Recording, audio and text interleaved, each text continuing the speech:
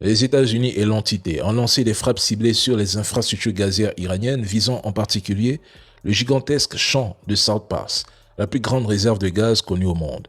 Ce site alimente environ 70% du gaz naturel consommé en Iran et est exploité depuis la fin des années 90. C'est le coup le plus sévère porté aux infrastructures énergétiques iraniennes depuis le début de la guerre. Rappelons que des installations de ce même site avaient été frappées, touchées lors de la guerre des 12 jours. Les conséquences pourraient être massives. Les prix mondiaux du GNL risquent de s'envoler, d'autant que les contre-attaques iraniennes viseront probablement les infrastructures énergétiques des pays du Golfe. L'objectif immédiat des frappes est de paralyser le réseau électrique iranien. Les gisements touchés représentent 70 à 75% de la production nationale de gaz et près de 80% de l'électricité iranienne dépend de ce gaz. Résultat, la sécurité énergétique de tout le pays est désormais menacée. Mais il y a une stratégie plus large derrière ces frappes. Les États-Unis et l'entité savent que l'Iran ripostera. Ils anticipent que ces représailles toucheront avant tout les pays du Golfe. L'objectif est de provoquer une escalade régionale et entraîner ces pays dans le conflit, détruisant toute possibilité de neutralité. Malheureusement, chaque frappe est une manœuvre calculée pour envenimer les tensions et fracturer davantage la région.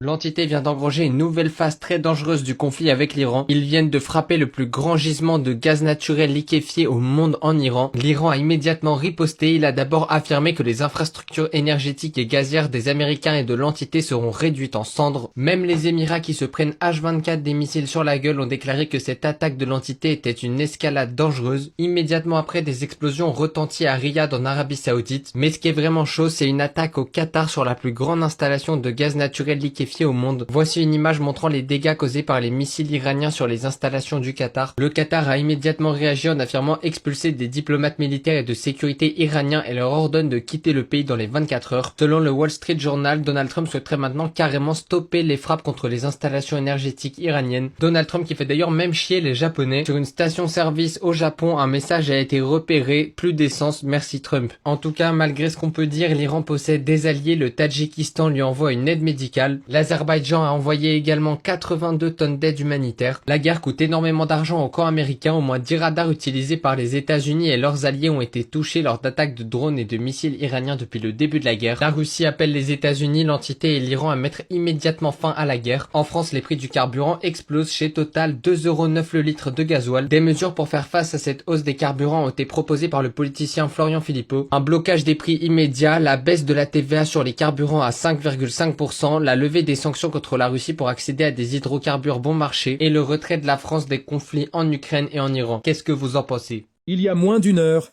Israël a détruit l'artère vitale de l'Iran. Ce soir, le Golfe entier tremble. Et Trump vient de lâcher ses propres alliés. Dans 5 minutes, tu vas comprendre pourquoi cette frappe pourrait coûter plus cher à l'Occident qu'à l'Iran. L'aviation israélienne, en coordination totale avec les États-Unis, a bombardé South Pars, le plus grand champ gazier d'Iran, peut-être du monde.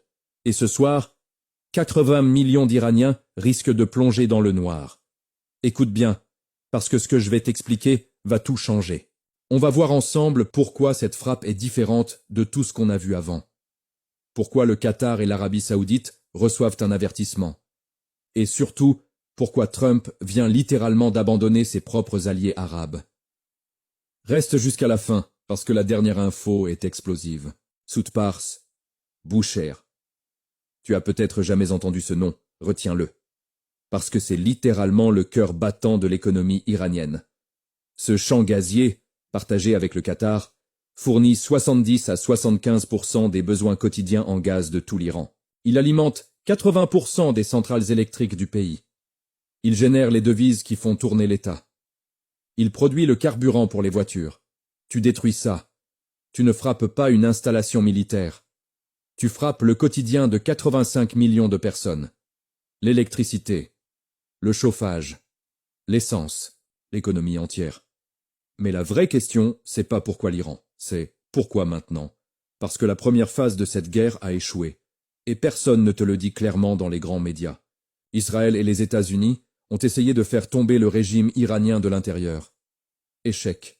Ils ont tenté d'impliquer les Kurdes. Échec. Détruire les missiles balistiques iraniens? Échec. Bloquer le programme nucléaire? Saisir l'uranium enrichi? Échec. Alors, quand tout a échoué, ils ont changé de stratégie. Plus de ciblage chirurgical, place à la destruction massive des infrastructures. L'objectif n'est plus de faire tomber le régime. L'objectif, c'est de détruire l'Iran en tant qu'État. Et c'est là que ça devient dangereux. L'Iran vient d'émettre un avertissement direct. Qatar, Arabie Saoudite, Émirats Arabes Unis. Vos installations pétrolières sont des cibles. Le Qatar partage ce champ avec l'Iran. South Pars, côté iranien.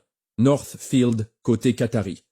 Une frappe peut toucher les deux. Le porte-parole qatari vient de déclarer que cet événement menace la sécurité de toute la région.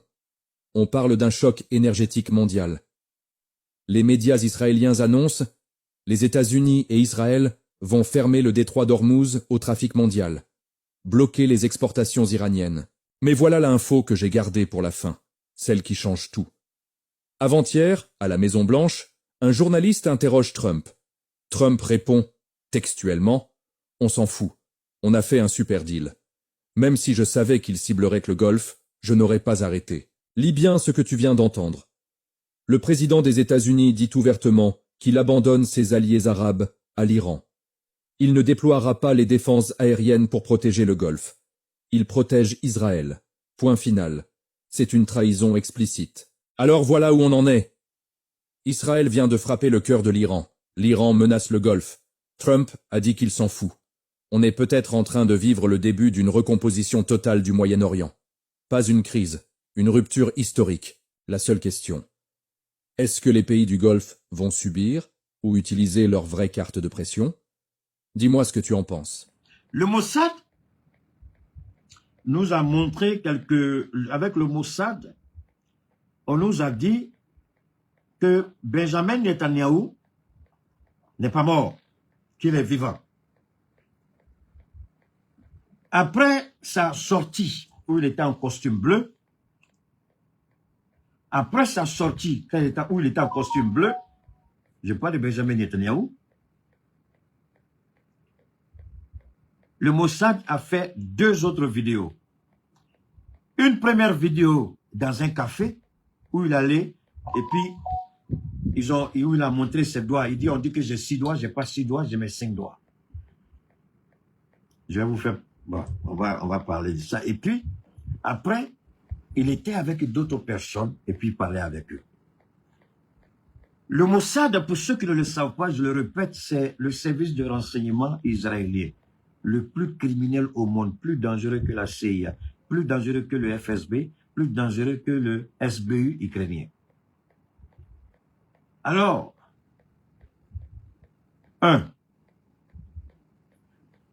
comment un président, pas un président autant pour moi, un premier ministre, qui a le plein pouvoir en Israël, c'est comme ça, c'est parlementaire, le premier ministre, on dit qu'il a 6 doigts. Écoutez très bien, là où le Mossad est tombé. Le premier ministre, il paraît qu'on dit que j'ai 6 doigts, voilà mes 5 doigts. Alors, question. Est-ce que le premier ministre, réellement s'il est vivant, doit-il s'occuper d'abord, se préoccuper d'abord des Israéliens qui sont en train de mourir sous les bombes iraniennes, ou bien c'est se préoccuper de ses 5 ou 6 doigts? Le petit bâtard qui dit que je me mentis, il y a mon côté bâtard que tu es là. Tu peux m'arriver à la cheville, maudit que tu es. Je répète. Un premier ministre qui a plein pouvoir, doit-il s'occuper, de la destruction du pays sous les bombes iraniennes, ou doit-il s'occuper de son apparence physique?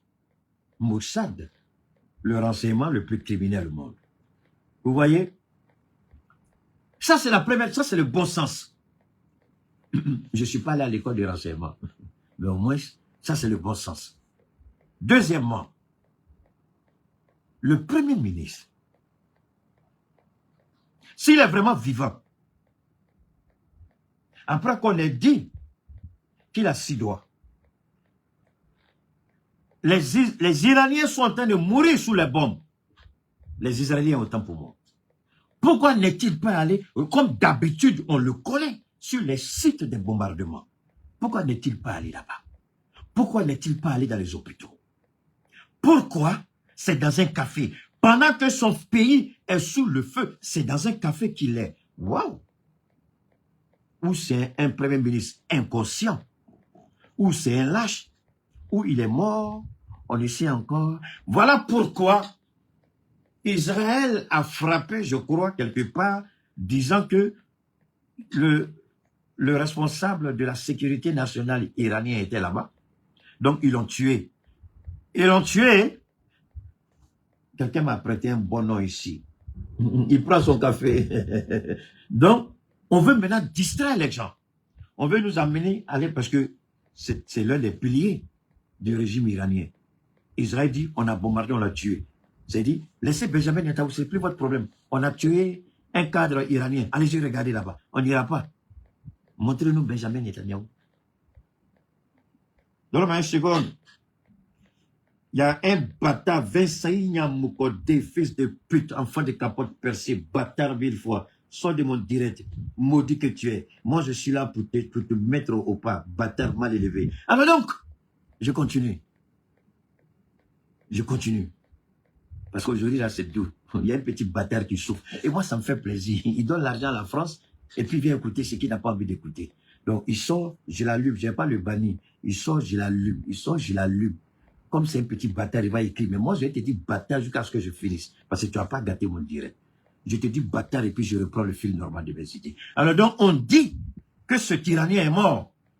Mais alors que le monde se pose la question, où est Benjamin Netanyahu? Donc, on nous donne de la distraction, on nous donne une chose en matière, on nous dit, ah non, non, non, on vient de bombarder Benjamin Netanyahu, il est où?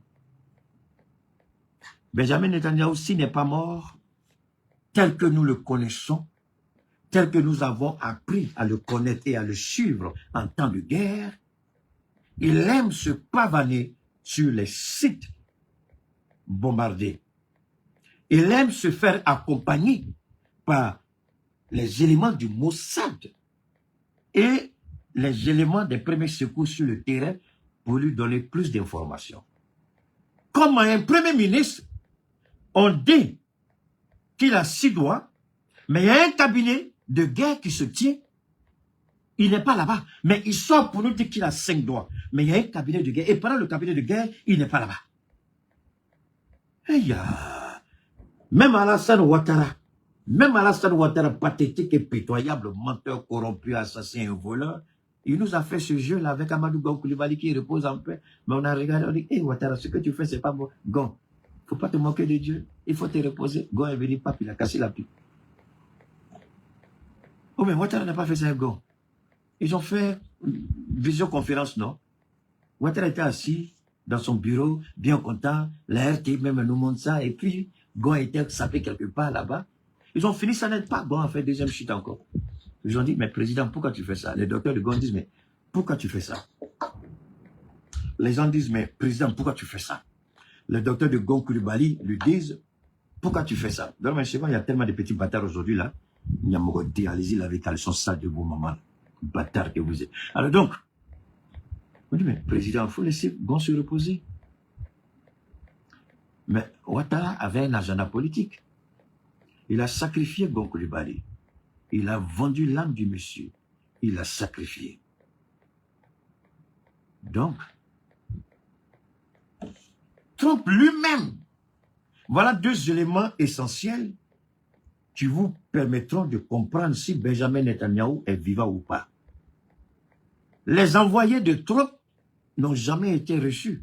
Pendant qu'ils sont, je n'ai pas 6 doigts, j'ai 5 doigts. Il va au café. Donc tu peux aller au café et tu ne peux pas recevoir les envoyés de ton acolyte criminel comme toi, Donald Trump. Pourquoi il ne peut pas recevoir Donald Trump? Pas Donald Trump. Le gendre de Donald Trump, le mari de sa fille, et son envoyé. Donc, il ne peut pas recevoir les envoyés de son acolyte de criminel, mais il peut aller prendre un café. Donc, s'il peut aller prendre un café, pourquoi il n'a pas reçu les envoyés de Trump? Pourquoi annuler le rendez-vous, enfin, la rencontre qu'il devait avoir? Parce que eux, ils partaient pour être informé de l'évolution de la situation. Mais au lieu de cela, attendez. Attendez. Où est mon truc? Voilà. Alors, vous savez, dans ma seconde, les enfants des capotes percées, là, vous voulez vous comparer à moi. Ça, c'est juste mon écran de travail. Et ce chevaux là-bas, là même, là. Vous avez télévision. Ça, c'est juste pour travailler. Hein? Ça, c'est 75 pouces pour travailler avec. Allez-y, demandez combien ça fait. Hein? Si on est même chose, vous venez parler maintenant. Alors, donc, dans la tête que vous êtes, vous n'avez rien, minable, pathétique que vous êtes. Alors donc, on continue. Voilà, merci. Ah, bon, il y a ça. Non, l'Iran est en train de, depuis l'Amérique, même y compris la Deuxième Guerre mondiale, ils ont attaqué les Japonais en larguant deux bombes atomiques, Nagasaki et Hiroshima. Mais les pertes qu'ils sont en train de subir là, oui, bonsoir, attends, comment vas-tu, Kofi? Ça va bien, Martin? Alors, regardez bien. Depuis le début de la guerre, si vous calculez les dépenses en termes de projectiles, ce qu'ils ont dépensé, les avions qui ont été neutralisés sur les tarmacs, c'est-à-dire sur les pistes, c'est-à-dire les avions, c'est ça qui est là. Mais je n'ai pas ici. Il y avait, je ne sais pas c'était combien d'avions, je crois que c'était 60. Ils étaient tous sous-chargés de kérosène et puis les munitions, tout était dedans. Ils attendaient leur plan de vol le lendemain. Quand on dit que... comment on appelle les gens là? Comment on appelle ça? Non, je vais. Vietnam, ça c'est en termes de coûts humains. Mais pour le moment, je vais parler de coûts matériels, quoi. Alors, si vous regardez bien, on dit c'est la Russie, on dit aussi c'est la Chine. Bon, entre les deux, je ne sais pas trop, mais c'est qu'elle suit, l'Iran a aidé. Parce que les récentes attaques, si vous n'avez pas les coordonnées géolocalisables précises pour les calibrer avec les missiles, vous allez forcément passer à côté de votre cible. Mais toutes les frappes sont des frappes chirurgicales avec une précision d'horloger. Et c'est là que les Américains disent, ah, Trump, est-ce que ton ami Poutine, là, n'a pas sa main dedans? Mais la plus grande honte aux États-Unis, c'est lorsque Trump, après la grande... Je vous ai dit qu'il a la grande gueule. Hein. Il n'a pas honte, je vous ai toujours dit ça. Il appelle les pays de l'OTAN. Il dit, s'ils ne viennent pas l'aider, ils n'ont qu'à se mettre en tête qu'ils vont payer. Mais comme aux États-Unis, ce n'est pas une monarchie comme en Côte d'Ivoire. Comme aux États-Unis, ce n'est pas une monarchie comme au Cameroun. Trump, tu as seulement 2 ans. Est-ce que ça vaut 2 ans même? Ça vaut plus 2 ans. Ça te reste peut-être 1 an, quelques mois, Trump. Ou bien les gars, c'est pas ça. Ou bien ça reste 2. Oui, il a déjà fait 1 an. Donc ça lui laisse 2 ans, oui, 2 ans, quelques mois. Donc 2 ans, quelques mois là, qu'est-ce que tu as fait au pays de l'OTAN? Puisque tu n'es pas un monarque. Mon ami, donne-moi une seconde. Tossou, je t'invite intelligemment, avant de raconter ta petite vie de choses là, il faut aller intelligemment, va réfléchir à ça. Keïta ne montre jamais quelque chose s'il ne va pas sur plusieurs sources différentes. Je vais sur plusieurs sources différentes. Et très souvent même, ce que tu dis intelligence artificielle, là, il faut réfléchir mon petit. Les gens peuvent utiliser, ça, beaucoup le font. On peut utiliser, ça, cet homme-là, beaucoup l'utilisent comme, comment on appelle ça, comme narrateur. Ça, c'est l'intelligence artificielle. Mais maintenant, ce que tu ne comprends pas, je vais te donner ce petit coup. Donne-moi une seconde, comme il a parlé, il faut que je lui réponde pour dire qu'on n'est pas au même niveau. On peut utiliser l'intelligence artificielle. Aujourd'hui, tout le monde l'utilise. Tout le monde. Quand les bœufs spirites doivent frapper, les informations sont envoyées à l'intelligence artificielle qui détermine tout sur ce qu'on appelle comment on appelle ça? Comment vous dites, quand vous frappez et puis ça touche quelqu'un d'autre, vous trouvez le mot. Donc l'intelligence artificielle calcule tout de suite les probabilités de réussite ou d'échec.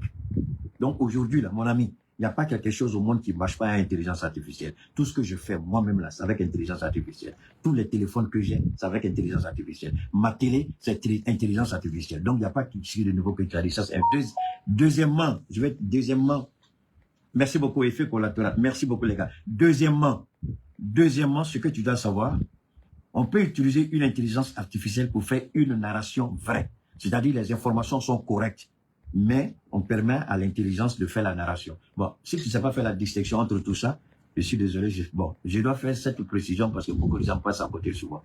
Hein? On peut utiliser l'intelligence artificielle pour faire une narration. D'accord? Voilà. Donc, toutes les informations que cette chaîne donne, tout est vrai à 100%. Tout. L'Amérique refuse les informations qui sont données. Et attendez. Et c'est ceux-là qui ont poussé, c'est ceux-là, intelligence artificielle, c'est eux qui ont poussé Trump à commencer à parler. Et Trump n'a même pas dit le nombre exact d'Américains qui sont morts. C'est plus que 13. On nous parle de 13, mais c'est plus que 13. C'est eux-là qui avaient déjà dit qu'il y avait des jets qui étaient tombés. Et tout ce, puisque les vidéos circulaient. Ils disent, ah, le jet là, c'est un tir ami. Mais mon ami, le tanker là, qui a été abattu dans l'ouest de l'Irak là, c'est eux là qui ont annoncé avant tout le monde. Les Américains sont sortis pour dire quoi? Merci, balle perdue. Les Américains sont sortis pour dire quoi? Ils disent, oui, il y a deux avions qui étaient il y a eu un incident entre les deux avions, un a atterri, l'autre est tombé. Mais quel incident n'ont pas dit? C'est l'intelligence artificielle qui a parlé. Donc, mon ami, moi, je suis, excuse-moi, j'ai pas envie de me vanter, même si ça fait mal aux Ivoiriens. La communication, c'est ma nourriture, c'est mon domaine, je maîtrise et je sais faire la distinction. Quand une information est comme ça, je vais sur plusieurs sites. Et très souvent, quand tu écoutes ceux-là, après, tu vas sur les sites, même si c'est des idiots, sur les sites français, tu vas trouver que tout ce qu'ils disent là, c'est repris là-bas. Donc maintenant, je ne te dis pas d'être d'accord avec moi. Moi, je te dis comment je travaille, ça s'arrête là. Mais la croix-moi ne me croit pas, ça c'est toi qui ça regarde. Alors, maintenant on continue. Alors, maintenant on continue. J'ai pas fini Benjamin Netanyahu, on va revenir. Donc, ils font des bombardements et puis ils disent, ah, regardez en Iran, on a bombardé. Alors moi, je vous avais dit une chose par rapport à l'Iran. Et aujourd'hui, c'est en train de se confirmer, même les plus grands analystes américains le disent. L'Iran dit qu'elle est prête à mourir, c'est-à-dire que tous les Iraniens sont prêts à mourir. Alors, il y a des gens qui m'avaient, je crois que c'était hier, j'étais à une rencontre, hier ou avant-hier, et puis j'ai expliqué un peu la philosophie. J'ai dit, le guide spirituel iranien, il a pris le temps, pendant son mandat, avant son assassinat, à expliquer et aux chrétiens iraniens et aux musulmans iraniens, on a un pays, c'est l'Iran. Il y a une guerre qui arrive, cette guerre, on va la mener. Peut-être que beaucoup parmi nous ne seront plus là, mais cette guerre, on va la mener. Beaucoup vont mourir. Ceux qui vont rester vont construire l'Iran. Ce sera la dernière guerre et après cette guerre, l'Iran ne fera plus de guerre. Il a pris le temps, pendant plus de 30 ans, à enseigner ça aux enfants qui ont grandi avec. Chrétiens ou pas, musulmans ou pas, les Iraniens savent que cette guerre, après cette guerre, il n'y aura plus d'autres guerres en Iran. Même s'il y en aura peut-être 50 ans, 100 ans après. Mais au moins, l'Iran sera tranquille. Donc, les pertes en vies humaines, en Iran, ils sont d'accord, ils l'ont accepté. Ils l'ont accepté. Et pour les musulmans, ils se disent, on meurt par leurs mains, on va au paradis. On est martyr, on va au paradis. Donc, c'est comme ça qu'ils sont. Alors, ça, c'est un premier point. Donc, déjà, en Iran, il y a un travail spirituel, j'ai envie de dire, psycho-spirituel qui a été fait. Et les Iraniens se disent que cette guerre, c'est pourquoi eux, ils pensaient qu'ils allaient soulever la population. C'est sur ça qu'ils ont travaillé, les premières frappes. Mais ça a été un échec. On a vu les rues de Téhéran bourrées de monde pour soutenir le régime. Donc, à ce niveau-là, c'était un échec. Donc, le régime iranien ne tombera pas comme il le croit. Et quand les Américains ont commencé à préparer de ce qu'on appelle Ground Invasion, c'est-à-dire une incursion terrestre, ils ont voulu utiliser d'abord les Kurdes. Les Iraniens ont envoyé des missiles sur les Kurdes. Ne vous amusez pas à venir ici, sinon on va vous exterminer. Maintenant, finalement, ils se sont retournés vers les Marines qui étaient en Irak. Je crois, au total 2500, il y en a qui parlent de 2200, 2500 ou 5000. Mais les gens ont dit, pour que l'Amérique puisse contrôler l'Iran, il faut au minimum 500 000 à 1 million de soldats. C'est pas moi qui le dis, ce sont des spécialistes américains qui disent ça. Alors, sur la base de 100 000 seulement, tu envoies quoi? 5 000 personnes, alors qu'on te dit au minimum, c'est 1 million de personnes ou 500 000 personnes. 5 000 personnes peuvent gérer quoi? Mais les Iraniens sont capables de sacrifier une partie de leur territoire et envoyer des missiles pour envoyer tout cela en enfer. Ils ont la capacité militaire de frapper n'importe quelle position sur leur propre territoire. Et ça, ils vont le faire. Et Trump le sait. C'est pourquoi Trump a demandé à l'OTAN. On revient. Et l'OTAN, maintenant, l'OTAN se trouve dans une situation, et Trump dit à l'OTAN, vous êtes obligés de nous soutenir parce qu'on vous a soutenu par rapport à l'Ukraine. Et l'Italie dit, on n'est pas dedans. L'Allemagne dit, Trump, moi je t'aime bien, mais je ne peux pas. La Grande-Bretagne dit, bon, président Trump, non, on ne peut pas.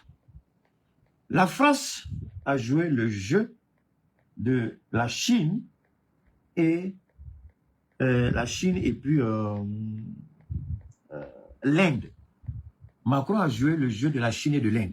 En faisant quoi? Macron dit à Trump, non, I'm sorry, mais non, on ne peut pas. Si c'est une force, une coalition ordonnée par les Nations Unies, la France se rentre dedans. Mais si c'est vous, on ne peut pas. Mais Macron allait plus loin. Qu'est-ce que Macron a fait? Les Iraniens ont dit, le détroit n'est pas fermé. Et c'est vrai, le détroit n'est pas fermé. Merci beaucoup, merci Michel. Alors, effectivement, le détroit n'est pas fermé. Le détroit n'est pas fermé, puisque les bateaux indiens passent. Les bateaux chinois passent. Donc, Macron s'est dit, mais attends, si les bateaux indiens chinois passent, pourquoi pour nous ça passe pas? Il dit, d'accord, les mollahs, on veut discuter avec vous. Ils disent, il n'y a pas de problème, venez discuter. Il dit, mais pourquoi ça passe? Parce que, et là, ça fait rire. Et ça, c'est parce que l'Arabie Saoudite, même, l'Arabie Saoudite est dans le coup. C'est-à-dire, les Saoudiens, ils sont dangereux, hein, on a de la vérité, ils sont mauvais, les Saoudiens. Et c'est là que les Américains sont en train de se rendre compte que les Saoudiens les ont doublés depuis. Maintenant, qu'est-ce que l'Iran dit? L'Iran dit, et là encore, ils vont me dire c'est intelligence artificielle. Je suis d'accord avec toi, mon frère. Mais il faut aller plus au-delà de ça. Ça dit, faites comme ce que Dieu vous demande. Dieu dit, si quelqu'un dit qu'il parle à mon nom, ne dites pas tu mens, ne dites pas tu dis la vérité. Mais regardez s'il parle vraiment à mon nom. Si j'agis, c'est qu'il parle à mon nom. Si je n'agis pas, c'est qu'il ne parle pas à mon nom. Faites la même chose. C'est ce que moi je fais. Ça veut dire quoi? Quand je vois une information, j'ai plusieurs sources de vérification. J'ai plusieurs sources de vérification. Je vais vérifier partout dans toutes mes sources. Et si je vois que tout le monde dit la même chose, c'est qu'il n'y a pas de vérité dedans.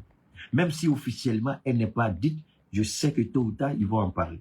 Parce que depuis que cette guerre a commencé, j'ai commencé à suivre ces histoires de narrative. Il y a un gars qui est là, ça fait bientôt un mois, c'est la même chemise blanche qu'il porte. Vous-même, vous savez que ça aussi, c'est intelligence artificielle. Il y a une fille là même il y a une fille là aussi qui fait un il y a une petite fille là aussi, non? Quand Soulé de Paris sort, elle est assise dans sa voiture. C'est intelligence artificielle.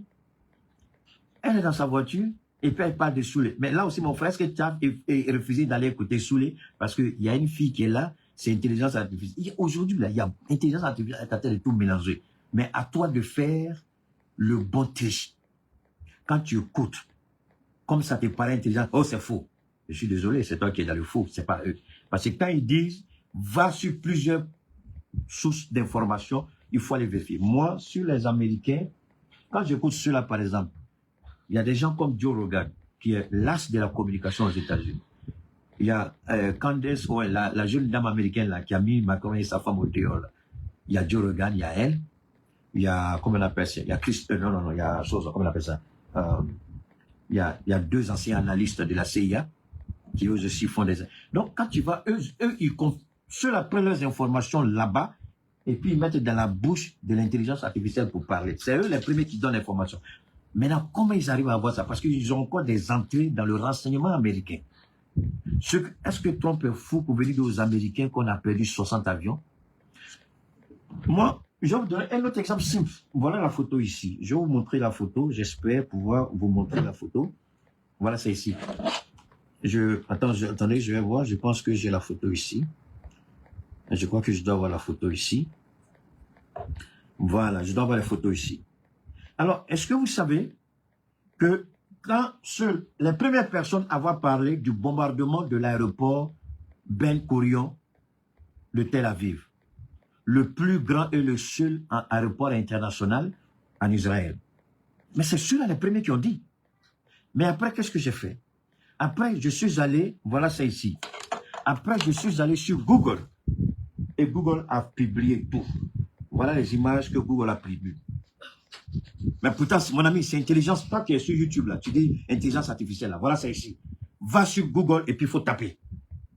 Attaque de l'aéroport Ben, ils vont te dire combien d'avions ont été détruits. 73 avions sont partis dans le feu. Mais qui a annoncé, premièrement? C'est ceux-là, intelligence artificielle. N'allez pas dire c'est intelligence artificielle. Ça, c'est votre problème si vous ne voulez pas vous informer.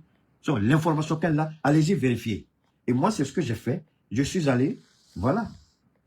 Voilà. Regardez les avions qui ont été. Et c'est exactement le chaos que les gens ont décrit. Ils disent que c'est un chaos total. Et là, eux n'ont même pas présenté les images. Et ça, c'est sur Google que j'ai vu ça.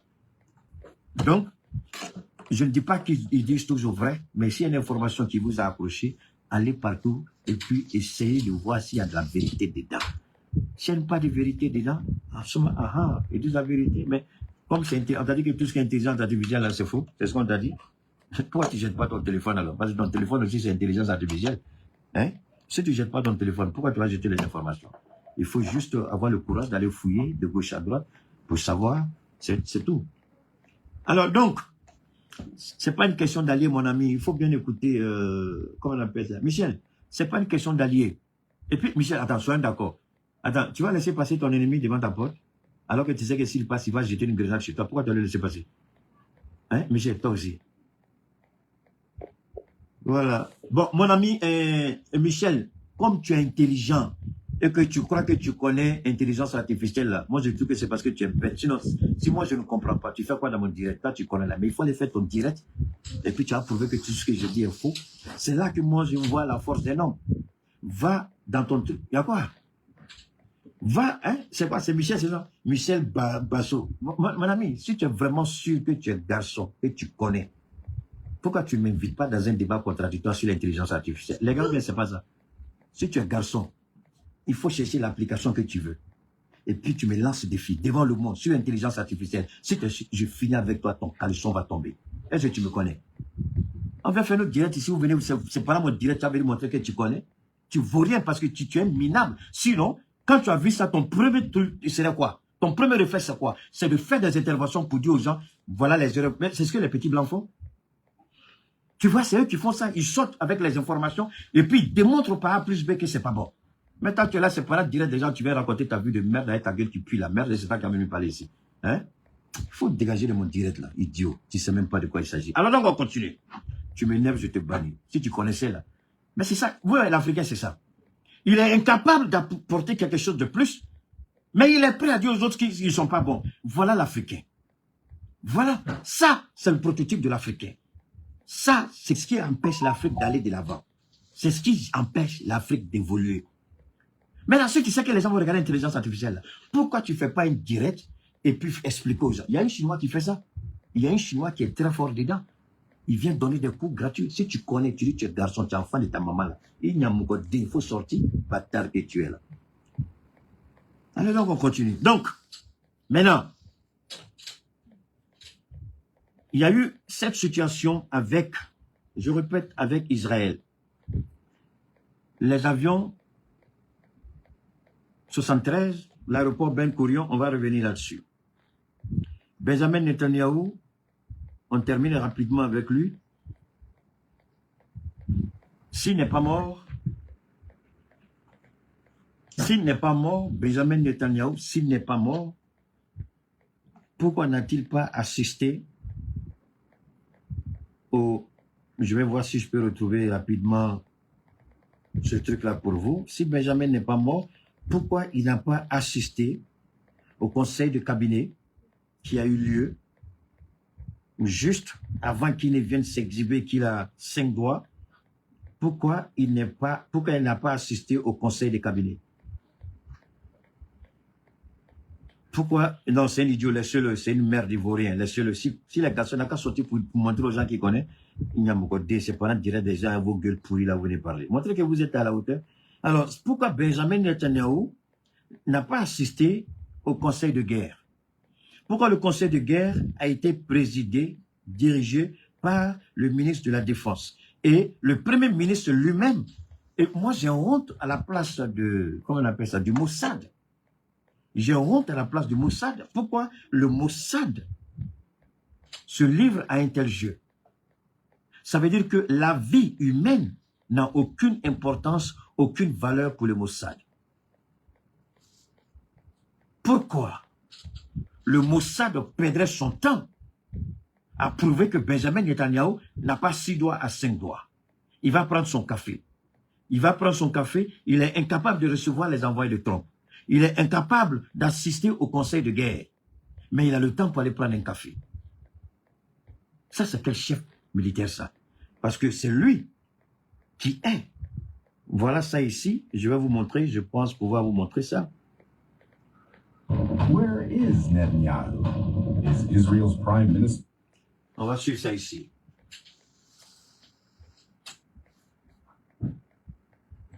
Je vais... Oh. Ok.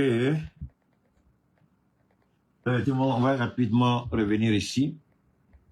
Je vais vous montrer ça rapidement. On va rapidement revenir ici, s'il vous plaît. Ok. On va écouter ça. Is Israel's prime minister alive, or has he been eliminated?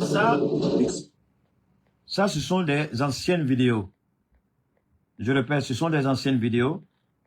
On va vous montrer tout de suite pourquoi nous croyons que Benjamin Netanyahu est réellement mort. Explosive rumors are spreading online, claiming that Iranian missiles may have assassinated Israeli Prime Minister Benjamin Netanyahu.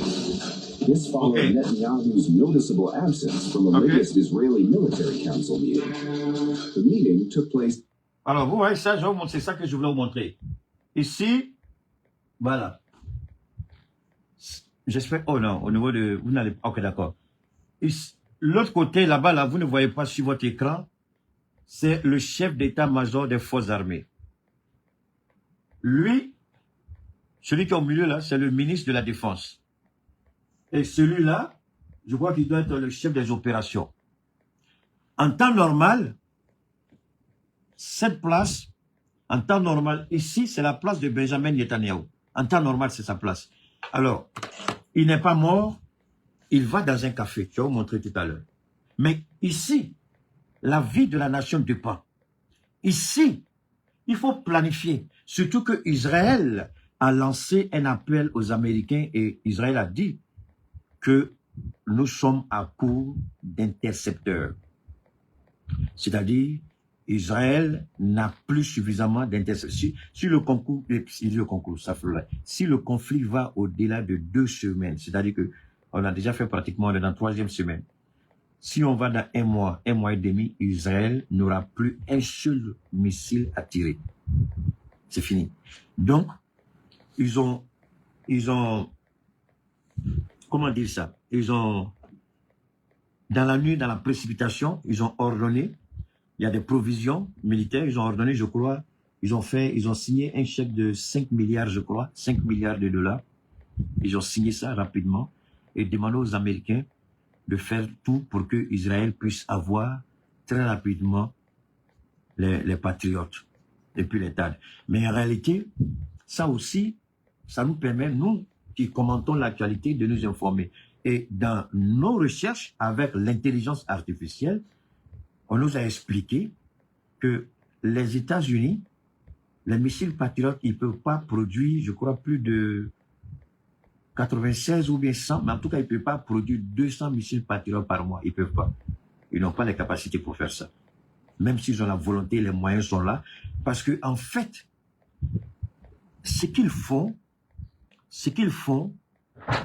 ils ont mis en place des systèmes budgétivores.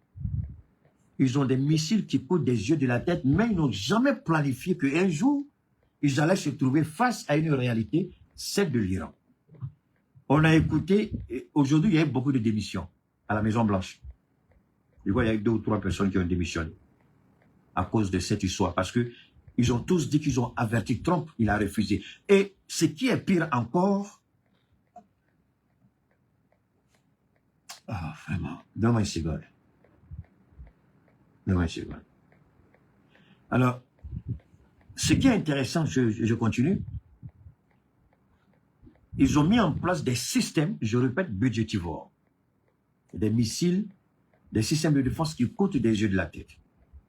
Ils ne peuvent pas produire plus. S'il y a des idiots qui pensent qu'ils peuvent produire plus, c'est votre problème. Parce qu'ils ont besoin d'un élément critique. Un élément critique. C'est-à-dire les terres rares. Les missiles là ne se font pas sans les terres rares. Et la Chine est le seul pays qui a 90% de la production mondiale des terres rares. Et Xi Jinping, lors de cette histoire de tarifs douaniers entre la Chine et les États-Unis, Xi Jinping a ordonné plus jamais de terres rares vendues à titre militaire aux États-Unis. Dans les cellulaires, il y a les terres rares. Dans les voitures, il y a les terres rares. Il dit seulement sur le plan civil, mais plus jamais sur le plan militaire avec les États-Unis. Même si les États-Unis mettent en place une unité de production rapide, même s'ils mettent en place une unité de production rapide, ils ne peuvent pas. Pourquoi? Parce qu'ils n'ont pas les terres rares. Et les terres rares, la Chine dit qu'elle ne vend pas. La Chine s'en fout, puisque c'est la Chine qui est partout dans le monde où il y a les bottes, c'est la Chine. Après la Chine, c'est qui? C'est la Russie. Alors, pourquoi vous pensez que Trump refuse d'accuser publiquement Poutine? Il a besoin de Poutine. Il a besoin de Poutine, voilà pourquoi. Les journalistes l'ont amené à accuser Poutine publiquement. Il a refusé. Il a même insulté une journaliste devant nous. On a suivi ça en direct. Il a insulté, il refuse. Il dit, il refuse. Même si le renseignement dit que c'est la Russie qui donne les positions des militaires américains. Des avions, les tankers, les avions de, comment on appelle ça? Les avions de recharge. Quelqu'un m'avait prêté le mot la dernière fois. Les avions qui rechargent là. Parce qu'ils ont détruit 5, je crois, en plus de ce qu'ils ont abattu en Irak. Il y a 5 qui ont été brûlés la dernière fois. Et ça encore, c'est même, vous allez même France 24, LCI. Allez-y, si vous pensez que toute intelligence artificielle là, il y a une petite fille africaine là, je ne sais pas si elle est haïtienne, elle parle sur LCI là. Allez-y la suivre. Si vous dites que c'est intelligence artificielle, allez-y écoutez ce qu'elle dit là-bas. Quand vous arrivez chez elle, vous allez savoir si c'est vrai ou faux.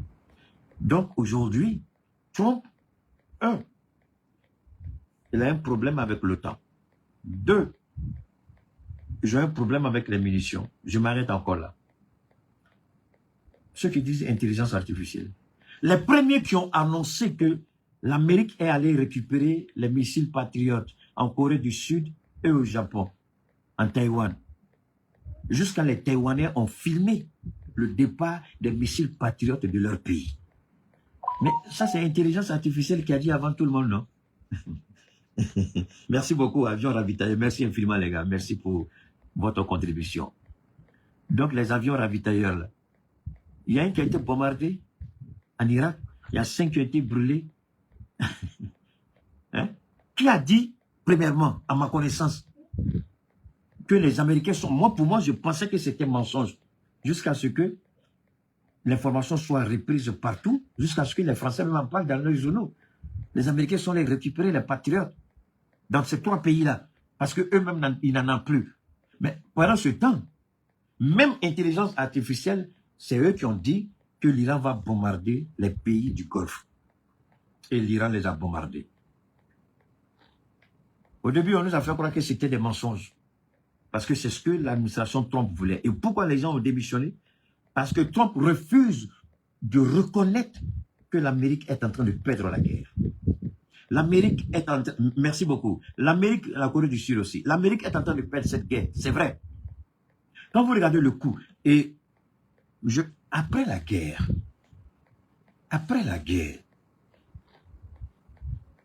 je dis bien après la guerre, les vrais bilans, quand vous allez les écouter, là, les idiots qui veulent nous parler d'intelligence artificielle, j'espère que vous serez honnêtes. De toute façon, vous vous êtes ridiculisés là, de sortir dire, déjà on avait tort. Parce que lors de la guerre, il y a ce qu'on appelle information top secret, information classifiée.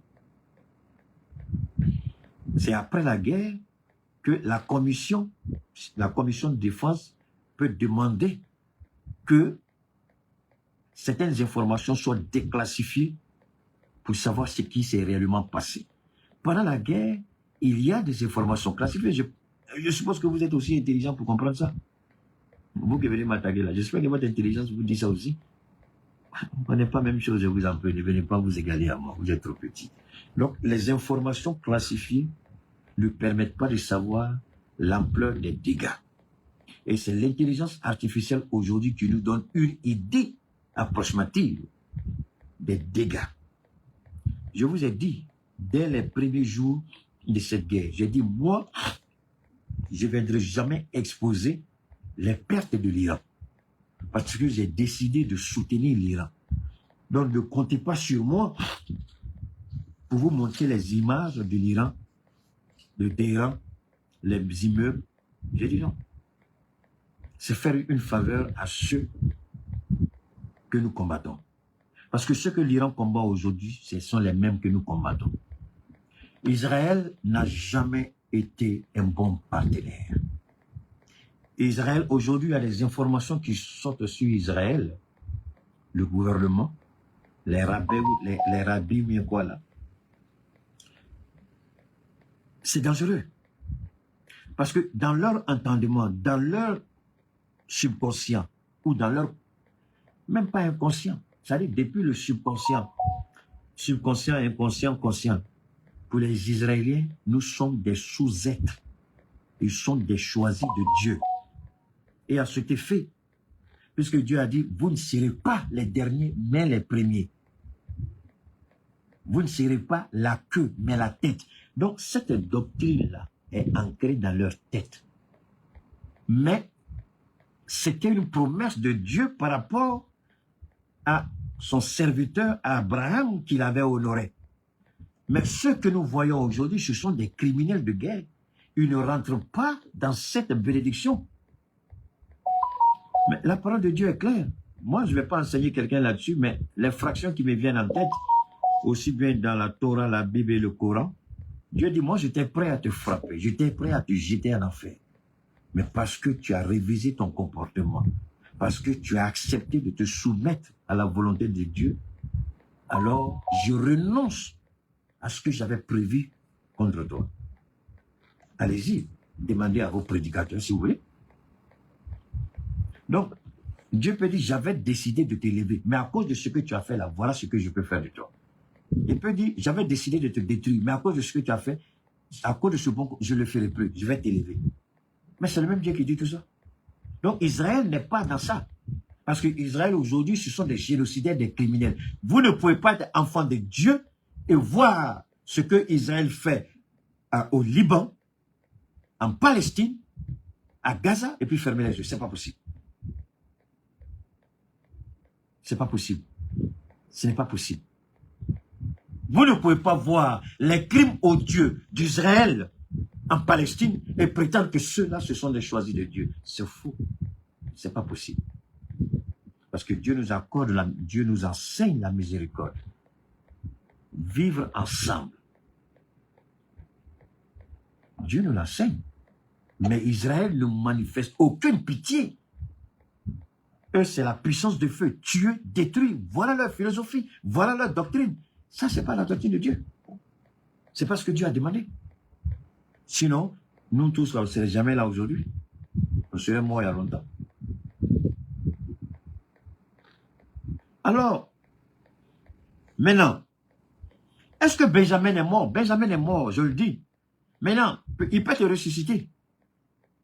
Hein? Qu'est-ce que ça? Comment tu peux dire pas te ressusciter? Bon, moi je sais qu'il est mort. Mais les Israéliens vont nous berner. Les Israéliens vont nous manipuler. Les Israéliens veulent nous distraire en nous pointant du doigt qu'ils ont tué un guide iranien. Moi, je l'ai dit tout à l'heure, tous les Iraniens, ils comprennent. Attendez, si le guide a refusé d'aller dans un bunker, il dit, je ne peux pas le faire. Si vous tuez quelqu'un, vous pensez que vous avez tué une. C'est ça qu'il est. C'est ça qu'il est. Eux, ils pensent que c'est l'homme. Alors que l'Iran, c'est un système qui a été mis en place. Un système décentralisé. Ça veut dire quoi? Ils ont planifié chaque région de l'Iran. Le territoire est vaste, je crois que c'est 1,8 million ou 1,2 million, quelque chose comme ça, kilomètres carrés. Et ils ont départagé. Et chaque département, chaque région est autonome. C'est-à-dire que même si la tête tombe, chacun a sa feuille de route. Ce qui fait que, même si aujourd'hui, le Mojtaba, même si aujourd'hui il est tué, les Iraniens ne vont pas arrêter. Chacun a sa feuille de route. Ils ne vont pas arrêter. Donc, prétendre que vous avez tué un guide iranien, alors que un leader aujourd'hui, alors que le guide lui-même a été tué, est-ce que vous pensez que ça va empêcher? Parce que tout ça, c'est un but. Ils veulent que le peuple iranien se soulève contre son gouvernement. Mais le peuple peut protester contre des abus de son gouvernement. Le peuple peut contester certaines décisions. Le peuple peut demander plus de justice, plus d'équité. Le peuple peut demander au gouvernement de prendre des dispositions pour que la vie soit moins chère. Ça, c'est vrai. Tout ça, c'est excellent. Mais, croire que ce peuple-là va vous soutenir dans l'agression que vous faites, ce n'est pas possible. C'est là qu'il faut saluer j'ai pas envie de dire le génie, mais le génie politique du guide qui est mort. Parce qu'il a su rapprocher musulmans et chrétiens en Iran. Moi, je ne pensais pas que des chrétiens vivaient en Iran. Excusez-moi, mais c'est la vérité.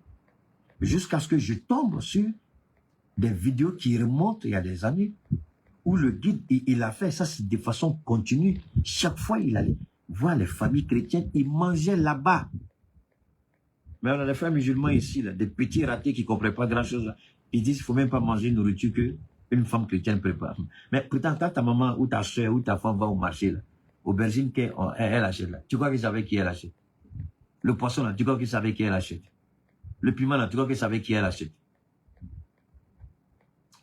Mais pourtant, les mêmes là, il y a beaucoup de restaurants ici. Ceux qui cuisinent dans les restaurants, là, ils sont tous musulmans, non?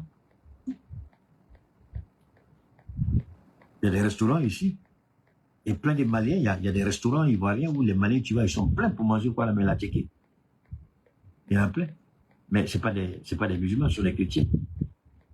Donc, vous avez une mauvaise lecture de Dieu, mais c'est vous qui êtes les premiers à insulter les gens. Alors, Benjamin Netanyahou, jusqu'à preuve du contraire, nous le considérons comme mort. Un premier ministre qui, en temps de guerre, ne peut pas présider un cabinet de guerre s'il n'est pas gravement blessé, il doit être mort. Sortir, aller dans un café, dire que j'ai 5 doigts pendant que ton peuple est sous les bombes de l'Iran, c'est inconscient de la part du Mossad. Et c'est une bassesse et une manipulation du Mossad. Accorder la vie à ceux qui meurent en Israël. Je vous le dis, Israël ne sera jamais le même Israël après cette guerre. Israël a changé de visage. Israël n'est plus le même Israël. Quand vous regardez Tel Aviv, j'espère pouvoir vous montrer ça, Tel Aviv, vous ne reconnaissez même plus Tel Aviv. Permettez-moi, je vais voir ça. Je vais vous amener ici, je vais vous faire écouter ça. Parce que pour moi, c'est... Ok, je vais vous amener ici. Je vais vous faire voir quelque chose rapidement là. Permettez-moi une seconde. Ok. Allez, donnez-moi ça là-bas. Allez, vous allez voir ça, c'est... Je vais couper le volume, mais regardez un peu, ça c'est pas joli. Nous sommes à Tel Aviv. Il y a des images, quand vous regardez, ces images-là ne sont pas jolies. Et Tel Aviv, c'est la capitale, je crois. Merci beaucoup à toi et merci Paul. Vous voyez? Et c'est pas joli. Tel Aviv ressemble aujourd'hui, je peux dire que ce coin-là ressemble aujourd'hui, ça risque de me tromper, Ça ressemble aujourd'hui à un cimetière. Israël a été détruit. Dire que c'est l'ensemble du territoire, ce serait une erreur. Mais je peux dire Jérusalem et Tel Aviv, surtout Tel Aviv, parce que c'est là-bas que se trouvent tous les ministères. Le quartier général du Mossad a été bombardé. Le quartier général du Mossad a été enseveli sous les bombes. Le ministère de la Défense a été enseveli sous les bombes. La primature, enfin moi j'appelle ça la primature, je vais parler du bureau de Benjamin, a été enseveli sous les bombes. Le Parlement, que j'appelle le Knesset, quelque chose comme ça, a été enseveli sous les bombes. Et quand vous regardez, même quand Trump parle, pourquoi les gens sont en train de démissionner au niveau du cabinet, au niveau de l'administration Trump? Parce qu'il y a une réalité que Trump n'est pas prêt à accepter. Trump a un problème. Trump est un menteur, nous le savons. Il y a un destroyer. Ils vont me dire encore que c'est intelligence artificielle.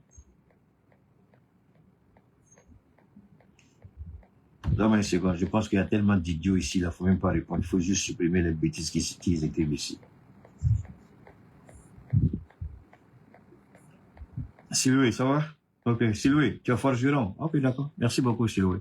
Alors, il y a un idiot là qui dit si le Premier ministre n'est pas mort, pourquoi il n'y a pas un nouveau Premier ministre? Idiot, moi je connais comment ça. Il y a des gens, je ne sais pas, pourquoi tu dépenses cela là pour venir m'écouter? On est en guerre, et voilà l'idiot dit, s'il est mort, pourquoi il n'y a pas un nouveau Premier ministre? Vraiment, c'est pas. Et ça là, son papa m'a dit jamais mon enfant à l'école parce qu'il sait écrire. Depuis quand dans la guerre, tu as vu qu'on a dit quelque chose? Vraiment, tu fais pitié quoi.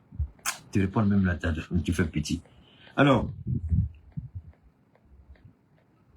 cette situation nous interpelle tous, d'une certaine manière. En Israël,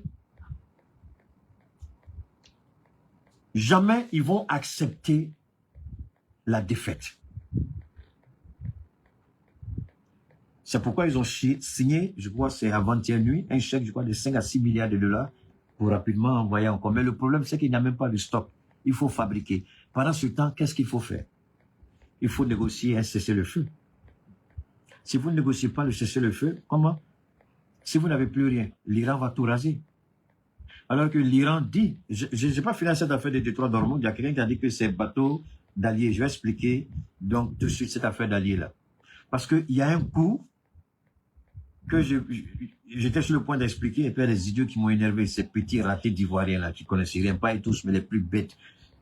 Je vous ai dit, il y a les Zoumana, les Drissa, c'est eux qui sont là. Alors donc, Israël ne veut pas reconnaître sa défaite. Trump refuse d'entendre que l'Amérique est en train de perdre. Aujourd'hui, tous les spécialistes, tous les analystes militaires sont unanimes. L'Amérique a mal préparé cette guerre. Et Trump a fait la grande gueule avec son ministre de la guerre. Ils sont partis du fait que l'Amérique est la première puissance militaire. Donc, ce n'est pas un pays sous sanction qui peut combattre l'Amérique. Mais ce qu'ils n'ont pas compris, l'Iran a pris près de 40 ans pour s'organiser, creuser des bunkers, créer une ville souterraine. Et les sites d'assemblage, de fabrication, des missiles, des drones, des bateaux, des gardiens de la Révolution, n'est pas exposé en surface. Tous les bombardements, je vous l'ai dit le premier jour qu'on a commencé ce voyage-là, je vous ai dit, tous les bâtiments qui sont en train d'être bombardés, ce sont des bâtiments administratifs. Ça, ce sont ces bâtiments-là qui identifient l'État iranien au sens politique. Parce que il faut faire la différence entre l'Iran politique et l'Iran civilisationnel. Hey, il a commencé encore. Il a commencé encore. Qu'est-ce que l'Iran politique? Qu'est-ce que l'Iran civilisationnel? D'accord? L'Iran politique, c'est l'Iran avec le président. Un président élu avec un pouvoir zéro. Il y a un gouvernement, mais tous sont soumis à la domination du guide spirituel. Il y a une élection qui est faite et c'est le guide qui valide le candidat. C'est le guide qui choisit le candidat pour être président. Et le bureau du gouvernement ne peut être formé que quand le guide valide la liste des ministres. Donc, la gestion politique de l'Iran n'est pas la même gestion que nous connaissons. Donc, l'Iran civilisationnel, c'est l'Iran qui va vivre après l'Iran politique qui sera bombardé par Israël et les États-Unis. Donc, ça, c'est un Iran de façade qui n'a aucune structure réelle, aucun pouvoir réel, aucune force véritable. Mais l'Iran civilisationnel, l'Iran historique, l'Iran des cultures, l'Iran des conquérants, l'Iran vainqueur, l'Iran qui a toujours été là, c'est ce tyran-là qui a construit sa défense souterraine. Et ce tyran est guidé, gouverné par les gardiens de la révolution. Donc c'est ce tyran-là qui est en train de se battre sur tous les fronts et qui est en train de gagner sur tous les fronts. Le jour que l'émir des Émirats Arabes Unis a dit « Nous allons riposter », les gens lui ont dit « Il ne faut plus répéter ça 2 fois. Il ne faut plus répéter ça 2 fois. » Ce n'est pas les Iraniens qui lui ont dit, hein, ce sont ses conseillers même qui lui ont dit « Il ne faut pas répéter ça 2 fois. On ne peut pas faire le poids. » Ceux-là, ils ont passé leur vie pas à construire des gratte-ciel, pas à construire des immeubles, pas à construire un monde occidental. Ils ont tout leur argent là, ils ont mis sous la construction souterraine, comme les Vietcong l'ont fait les Américains. Donc, l'Iran n'a pas investi dans des beaux quartiers, de belles maisons, des immeubles par-ci, des quartiers résidentiels IP par-là. Non, non, non. Pendant que Dubaï fait ça, le Qatar fait, les Émirats Arabes Unis font, c'est ça. Comment on appelle ce pays encore là, l'Arabie Saoudite, d'accord, et les autres. L'Iran a pris son argent pour se former parce que l'Iran savait qu'il y a une guerre qu'elle va mener et que cette guerre, quand elle va commencer, elle ne doit pas la perdre. Peu importe le nombre d'années, peu importe le nombre d'Iraniens qui sera tué, ils vont faire cette guerre. Et c'est en cela que l'Iran s'est investi. Contrairement aux monarchies du Golfe, qui ont construit des immeubles, qui ont fait ceci. Donc, quand les gens bombardent, et puis l'idiot président, on a tout détruit en Iran, c'est vrai. C'est que l'Iran veut que tu crois, que tu as tout détruit. Mais justement, c'est ça qui les tue. Quand vous regardez Téhéran, c'est vraiment, Téhéran a été pilonné. Et vous dites, il n'y a rien qui reste. Mais s'il n'y a rien qui reste, l'Iran dit, le stock que nous sommes en train d'utiliser, on n'est même pas encore arrivé à la moitié, ce sont des stocks qu'on avait prévus pour la guerre des 12 jours. Ils disent, et tous les spécialistes disent que l'Iran n'a même pas encore commencé à utiliser le véritable stock qu'il a préparé pour cette guerre. C'est pourquoi ils ont dit au minimum 6 mois, on est prêt. Ils disent au minimum 6 mois, même si vous voulez des années, parce qu'ils ont mis en place des unités de production souterraines pour soutenir l'effort de guerre. Donc quand les gens bombardent de surface, mais ils n'ont rien bombardé. Ce sont des bâtiments avec des noms, des titres, mais qui n'en valent pas la peine. Évidemment, il y a des pertes en vie humaine. On nous parle de 2000 morts. Parce qu'ils ne réfléchissent pas. Ils sont en train de bombarder à l'aveuglette. Si c'est ce que l'Iran voulait faire, il y a longtemps que les pays du Golfe, l'Iran va élargir fini. Mais l'Iran est en train de faire quoi? L'Iran est en train de cibler les bases militaires américaines et les ambassades américaines dans le Golfe. Et ils ont donné un délai. Et je crois qu'ils sont arrivés, le délai est arrivé à expiration. Et ils ont commencé à bombarder. D'ailleurs, avant que je n'oublie, il y a un site. Le site le plus secret, le plus caché en Israël. Il y a deux sites stratégiques. Il y a un site où sont cachés les avions stratégiques. C'est un site hautement stratégique qui, même quand vous arrivez là-bas, sur Google, là, les satellites, là, vous ne trouvez pas. Justement, c'est ça qui est en train d'énerver un peu les Israéliens, parce qu'ils se disent que il y a des sites qui font, c'est-à-dire les immeubles ministériels, le quartier même, ils sont tous concentrés là-bas. En fait, donne-moi une seconde pour mieux expliquer. Le quartier politique, c'est comme ça que j'appelle, le quartier politique d'Israël, là où se trouvent les ministères, le quartier général du Mossad, le bureau du Premier ministre, l'Assemblée législative, là-bas chez eux, je ne sais pas comment ils appellent ça, mais le bureau du président n'est pas là-bas. Donc, c'est un quartier que j'étais étonné. Quand on m'a dit, j'ai dit, est-ce que ça c'est vrai? Et puis je suis allé vérifier, c'est vrai. C'est difficile, quand tu fais des recherches géolocalisées, tu ne trouves pas. Alors, tous les bâtiments administratifs là-bas ont été construits avec différents niveaux. C'est-à-dire que la plupart des bâtiments, il y a des bunkers en bas. Il y a des centres de commandement qui sont en bas. C'est-à-dire que si là en haut, la surface est bombardée, les gens peuvent se retrouver en bas pour toujours continuer à ordonner les actions militaires. Alors l'Iran a sérieusement bombardé là-bas, pratiquement tout détruit.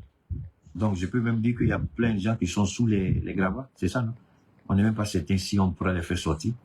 Mais comme c'est des... Voilà, j'arrive. Effectivement, c'est ça à bout. Donc tu vois, c'est un peu ça, c'est à Tel Aviv. Maintenant, en dehors de Tel Aviv, dans le désert israélien, il y a 2 sites stratégiques. Un site où ils ont développé l'arme nucléaire, à peu près 400 têtes, 400 ogives nucléaires, je crois. À peu près, c'est ce que les gens ont dit, à peu près 400 ogives, c'est énorme. Et puis, il y a maintenant la base des avions stratégiques. Les avions qui sont supposés porter les ogives nucléaires. Ces avions-là sont là-bas, les avions qu'ils ont achetés avec les Américains, les F-35, tout ça. Donc, l'Iran a localisé ces 3 sites stratégiques névralgiques d'Israël. Un, le quartier général, les différents quartiers généraux au niveau de Tel Aviv, où ils ont laminé, ils ont sérieusement bombardé. Les cratères même, on a vu, il y a des images. Parce que comme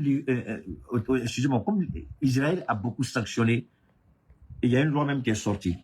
Si on te surprend en train de partager des images de bombardement iranien, je crois que tu fais 30 mois. Je crois que c'est 30 mois, je crois 30 mois de prison. On te met en prison pour 30 mois. Donc qu'est-ce que les Chinois ont fait? Les Chinois ont tourné leur satellite commerce. On dit quoi? C'est un, non? Aidez-moi ici, je ne comprends pas français. C'est un satellite, d'accord. Les satellites commerciaux chinois. Mais en fait, quand la Chine te dit satellite commercial, là, il faut pas croire à ça. Hein.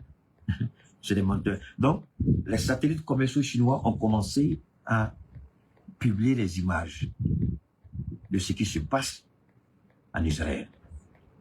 Donc, à Tel Aviv, c'est grâce à ces images satellites-là qu'on a pu voir l'ampleur des dégâts. Ce n'est pas tout.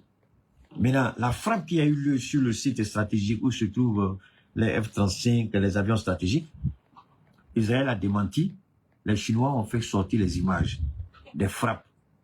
Donc là-bas, même si les avions n'ont pas été touchés en grande partie, le dépôt de kérosène et les pistes d'atterrissage et de décollage ont été sérieusement endommagés. Donc, les avions ne peuvent même pas décoller à partir de là-bas, puisqu'il n'y a pas de piste pour ça. Tout a été détruit. Maintenant, le site nucléaire, je me rappelle, j'ai pas idée de 2, mais je me rappelle, il y a eu un bombardement. Mais après ça, je ne sais pas s'il y a eu un deuxième bombardement en Israël. Ça, c'est ce qui concerne Israël et le mensonge qu'on veut nous faire croire que Benjamin est vivant. Un premier ministre, en temps de guerre, ne peut pas se pavaner dans un café et être incapable d'aller présider un cabinet de guerre. Ça pose un problème. Ils sont plus soucieux à montrer qu'il a 5 doigts, mais ils ne sont pas soucieux que c'est le chef suprême des armées et qui doit avoir des réunions avec et le Mossad et les forces armées israéliennes. Donc, jusqu'à ce que nous on voit Benjamin Netanyahou avec son compris se trompe, jusqu'à ce qu'on le voit présider des réunions de guerre, jusqu'à ce qu'on le voit réellement dans sa position et sa posture de Premier ministre, tant que ce n'est pas ça, en ce qui me concerne, il est mort. Mais je n'oblige personne à me croire. Je tire ma conclusion sur des faits pragmatiques. Même Ouattara, quand il était malade, contre la vie de ses médecins il a demandé que ses médecins soient transférés, peu importe le coût. L'État de Côte d'Ivoire va payer. Ouattara a fait campagne. C'est après qu'il a fui pour aller se reposer en France. On allait le brancher dans les appareils là, pour qu'il soit en vie. On l'a bombardé de drogue pour qu'il puisse tenir. Ça se voyait. Il était tellement... Mais un chef doit rester un chef. Un chef qui n'est pas un chef. Dites-moi, des Israéliens sont en train de mourir et lui se soucie de ses 5 doigts. Des Ivoiriens sont en train de mourir. Il n'est pas dans un cabinet militaire en train de prendre part à une réunion importante, à une réunion stratégique, mais il est dans un café en train de boire. Et puis là encore, c'est compliqué parce que même là-bas, le Mossad a été pris encore la main dans le sac. Il porte une bague. Quand il fait le mouvement, la bague disparaît. Il boit le café, la mousse laisse une petite moustache. Le temps de retirer, on voit la petite moustache. Mais quand il commence à parler, la moustache là a disparu. Donc, il y a tellement d'éléments qui sont incohérents dans cette tentative. Mais pourquoi on ne l'amène pas au cabinet de guerre? Parce que n'importe qui ne peut pas avoir accès. Il faut avoir un niveau d'accréditation élevé. Donc, si on veut nous faire croire qu'il est vivant, pourquoi on ne le fait pas, pourquoi on ne le voit pas assister au cabinet de guerre? Parce que pour avoir accès à ce local même, il faut avoir un niveau d'accréditation élevé. Il y a différents niveaux. Je ne sais pas, mais il n'a pas ce niveau, il ne peut pas assister. Mais pourquoi le Mossad s'amuse avec les émotions des Israéliens? Mieux, on nous a dit que blessé gravement, il a été transporté en Allemagne. Et il n'a pas survécu à sa blessure. On dit que son fils est gravement blessé, son frère a été tué. Mais les Israéliens, ils sont tellement forts à dire c'est pas vrai, mais ils sont les premiers à dire on a fait ça, on a fait ça. La manipulation, ils sont très forts dedans. En ce qui me concerne, alors, ils sont tous des menteurs. Maintenant, aux États-Unis, l'Iran a imposé sa loi. Quelle est la loi de l'Iran? C'est là que ça devient intéressant. Ça, c'est la deuxième partie de notre intervention sur pourquoi le détroit est fermé et pourquoi la fermeture du détroit, l'Iran a joué, comment on dit, échec et mat, c'est ça? L'Iran a sorti le grand jeu. Alors, l'Iran dit, d'abord, la France, j'ai entendu parler de ça, la France décide de négocier directement avec Téhéran. Ce qui met Trump dans tous ses États. L'Inde a négocié avec Téhéran. La Chine a négocié avec Téhéran. Alors le Téhéran dit, nous, parce que, alors je m'arrête encore là, il y a tellement d'infos souvent que ça m'échappe. Vous vous rappelez quand j'ai dit que les Américains sont des menteurs et que quand c'était l'information que j'ai partagée avec vous par rapport au Mali là. Alors, regardez, Trump dit à la presse, devant le monde, que les Iraniens l'ont contacté, qu'ils veulent arrêter la guerre. Ils veulent arrêter la guerre, ils sont fatigués, il a commencé à mentir. Et qu'est-ce que... Il y a une chaîne de télévision qui n'aime pas sa tête. Donc, eux, ils ont fait une visioconférence avec le ministre des Affaires étrangères iranien. Il a dit que tout ce que le président américain a dit, tout est faux. Ils n'ont jamais contacté la Maison-Blanche. Ils ne sont pas intéressés à négocier avec Trump. Parce que chaque fois qu'ils sont en négociation avec Trump, Trump passe dans le dos des Iraniens et puis il fait des choses. La guerre des 12 jours et puis celle-là, donc ils ne veulent plus négocier avec Trump. Et même s'il doit y avoir une négociation, ce sera au terme de l'Iran. Et ça, c'est un camouflet. C'est une humiliation. Et quand Téhéran a fait ça, tout de suite, l'Union européenne, l'OTAN, ils ont dit quoi? Ils ont dit, hey, si on veut gaz, on a insulté Poutine.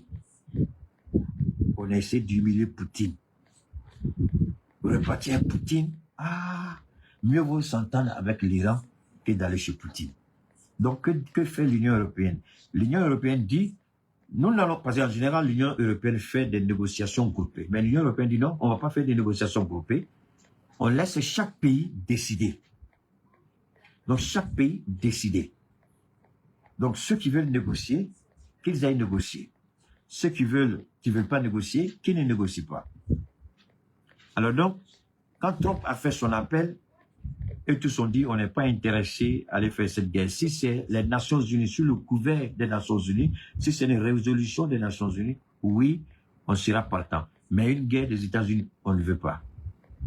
Et Trump dit, il a commencé à les menacer, les insulter, tout. Alors maintenant, ils se disent, qu'est-ce qu'il faut faire? Comme vous connaissez la France, c'est le premier pays le plus traité au monde. La France a pris son téléphone, Macron a pris son téléphone et puis il a appelé le président iranien. Il dit, qu'est-ce que je dois faire pour que mes bateaux puissent passer? Les bateaux de la France, notre pétrole, notre gaz naturel. Il dit, si vous achetez en dollars, ça passe pas. Mais vous devez acheter tous en yuan. Alors, la question maintenant, pourquoi l'Iran exige que pour que les bateaux passent, il faut que le gaz ou le pétrole soit acheté en yuan? Et là, on va me dire, c'est intelligence artificielle. Mais c'est partout, mon ami. Il faut aller t'informer. La question n'est pas de dire que je ne défends pas l'intelligence artificielle, mais je dis, ils peuvent donner des informations. Il appartient à chacun d'aller chercher si c'est vrai ou faux, que chacun aille s'informer. Donc, l'Iran dit, nous n'allons plus laisser les bateaux passer avec le pétrole brut ou le gaz liquéfié, payé en dollars. Waouh, ça c'est faux. Waouh. Donc, il faut que le gaz ou le pétrole qui doit transiter par le détroit iranien, il faut qu'il soit payé en yuan chinois. Alors, question. Est-ce que l'Arabie Saoudite, il n'y a pas de problème? Donc, ça veut dire que tous les pays du Golfe, là, les royaumes, là, les monarchies, là, et tous ont déjà commencé à utiliser l'argent chinois comme moyen d'échange. Même si et tous ne le font pas. Le fait même d'oser dire ça, ça pose un sérieux problème. Et je vous ai dit une fois, si vous vous rappelez, j'ai dit, Trump sera l'idiot que Dieu a envoyé pour que le monde se libère de la domination du dollar et de ses occidentaux. J'espère que vous vous rappelez de ce que j'ai dit. J'ai dit, comme l'idiot de Macron a été une bénédiction pour nous en Afrique, particulièrement les pays de l'Est, j'ai dit, je prie que Trump soit une bénédiction pour les autres dans le monde, que son idiotie les pousse à briser le tabou. Le fait que l'Iran vise des avions de guerre américains, même si l'Iran n'arrive pas à les abattre, même si l'Iran ne les touche pas, mais le fait de viser où sont stationnés ces avions, ça veut dire que le mythe américain est mort. Et tout le monde sait que l'Iran, ses missiles aujourd'hui, arrivent à atteindre n'importe quel objet sur la planète Terre, à moins que l'Iran ne veuille pas. Il y a un missile dansant. Le missile, quand il arrive au moment où il doit se séparer, il commence à danser. Et quand il commence à danser, il s'ouvre. Et puis, je crois que c'est 20, bon, je ne sais pas trop, mais les gens parlent de centaines de têtes qui sortent. Et ces missiles ont une capacité de 1 à 2 tonnes. C'est-à-dire, on peut une tonne 500, 1 tonne 800, 2 tonnes. Et chaque tête, je ne sais pas c'est combien la capacité, mais en tout cas, c'est reparti entre les différentes têtes. 50 par moment, 30 par moment, 20, et puis bam. C'est-à-dire que si tu envoies un missile intercepteur, c'est dangereux, mais il ne faut même pas envoyer un missile, c'est mieux. Parce que quand le missile frappe, et là, le champ d'action s'élargit. Parce que quand il frappe, une fois qu'il s'ouvre, ça devient puissant. Mais quand tu ne le frappes pas et qu'il s'ouvre, le champ d'action peut-être est plus ou moins limité. Mais quand tu le frappes, ça fait boum là. Ça va plus loin que tu ne peux l'imaginer. Je pense qu'ils ont parlé de 18 km², je crois. 18 km², ça c'est beaucoup. 18 km², c'est beaucoup. Donc l'Iran impose et dit, nous n'avons pas fermé le détroit, il y a des bateaux qui passent. Alors, quand Trump a dit aux bateaux, soyez, aux capitaines des bateaux, soyez des garçons. 80, ok, merci beaucoup, 80 têtes. Il dit, soyez des garçons, soyez patriotiques. Les gens disent, ah, Trump, non, on est patriotique, pourquoi ton fils là, il n'est pas à la guerre? Il faut envoyer ton fils aussi dans la porter tenue militaire. Donc, les gens qui ont écouté Trump, ils sont sortis, leurs bateaux ont été frappés. Et il y a un destroyer américain qui a coulé. On va me dire c'est intelligence artificielle. Bon, ben, allez-y sur les plateformes des grands spécialistes américains. Si c'est intelligence artificielle, vous allez savoir. En fait, j'espère que vous comprenez anglais parce que si vous allez là-bas aussi, que vous ne comprenez pas anglais, c'est compliqué. Donc, tout le monde sait qu'il y a... Parce que Trump aujourd'hui, il refuse de dire que c'est une guerre, c'est un dessein. S'il dit que c'est une guerre, il faut chercher l'approbation du Congrès. Ce qu'il n'aura pas. Donc, si ce n'est pas une guerre, il appelle ça une opération spéciale comme l'a fait Poutine. Bon, maintenant, au début, il avait demandé 50 milliards de dollars pour continuer la guerre. Maintenant, il est monté à 100 milliards. Il dit qu'il a besoin de 100 milliards. Bon, comme ce n'est pas une guerre, c'est une opération militaire d'après eux. Si c'est une opération, les avions abattus, les radars qui coûtent des milliards, tout ça seront classés secret défense. Jusqu'à ce qu'on décide de les déclassifier pour savoir pourquoi. Vous voyez, la gestion de crise dans ces pays-là, quand vous regardez comment ils fonctionnent, pourquoi Trump fait le petit malin? Parce que toutes les informations sont, à part ce que nous on apprend ici, les vraies informations sont classées secret défense. Donc, même le Congrès peut demander, mais si le président, le Congrès peut voter la résolution, mais si le président met son veto, on ne va pas ouvrir. Donc, jusqu'à ce que son mandat finisse, ces documents-là vont rester classés secret défense. Donc, on ne saura pas, le peuple américain ne saura pas exactement combien d'avions de les 35, F-22, F-18, F-16, combien ont été abattus ou combien ont été détruits. Ils ne sauront jamais. Les radars de détection qui ont coûté des milliards, combien ont été détruits, ils ne sauront jamais. Les destroyers, combien ont été touchés, le porte-avions Abraham Lincoln, est-ce que ça a été touché? Est-ce que ça n'a pas été touché? Donc, vous voyez, ces gens qui veulent nous enseigner un peu ce que nous appelons la démocratie chez eux. Vous voyez, quand je vous dis très souvent que si on vous montre le véritable visage de la démocratie, je ne suis pas certain si vous allez reconnaître la démocratie. Mais ça, c'est la démocratie qui est là. On refuse d'appeler une guerre, parce que si on dit la guerre, il faut l'aval du Congrès. Et l'aval, il ne l'aura pas. Ça, c'est un. Deuxièmement, si on dit c'est une guerre, au fil du temps, il y a des informations qui doivent être déclassifiées pour que le Congrès soit briefé en temps réel. Parce que quand c'est une guerre, il y aura des sessions closes où il y a des informations déclassifiées qui seront données.